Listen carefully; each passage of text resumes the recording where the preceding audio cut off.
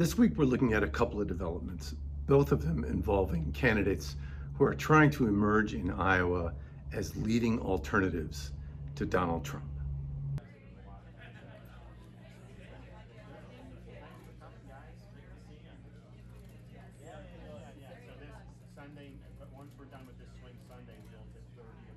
The first involves Florida Governor Ron DeSantis, who on Saturday is going to visit his 99th Iowa county.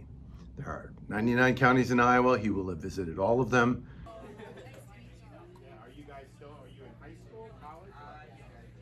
Yeah, what are you going to do? And for DeSantis, who has put all of his cards on finishing strong in Iowa, it's a gesture.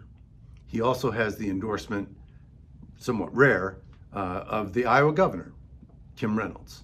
It's not common for the governor to endorse a candidate during the Iowa caucus campaign. They usually like to stay neutral, but Reynolds has made the point that she wants somebody besides Donald Trump, and she has a special affinity for Ron DeSantis, who governs much in the style that she does.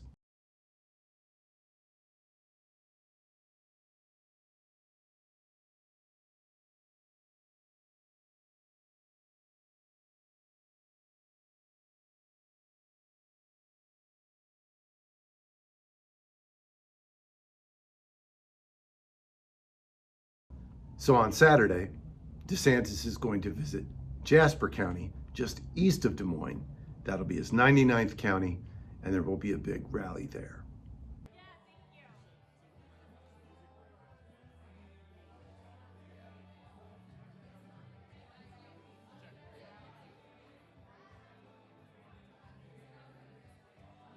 The other story we're tracking this week is former United Nations Ambassador Nikki, who is making a run in Iowa and is challenging DeSantis for second place in Iowa.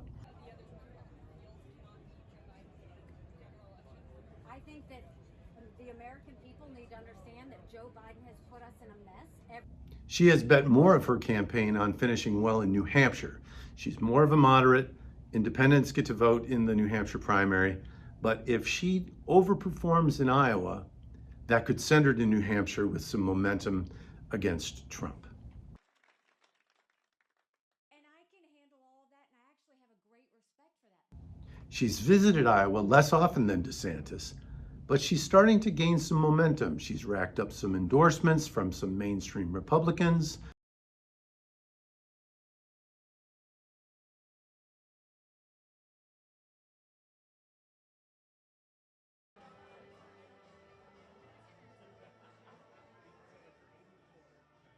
But this week, Haley received the endorsement of Americans for Prosperity, the group that was founded by the Koch brothers and has a national footprint, especially in organizing and reaching out and advertising in key states, including Iowa.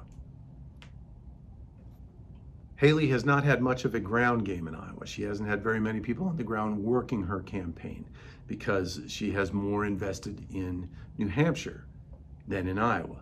Well, with the endorsement of Americans for Prosperity, she would likely inherit the massive ground game that Americans for Prosperity can provide. And what that means is bodies, door knockers, people touting her, getting them to her events, and ultimately promoting her in getting them to caucus for her on January 15th.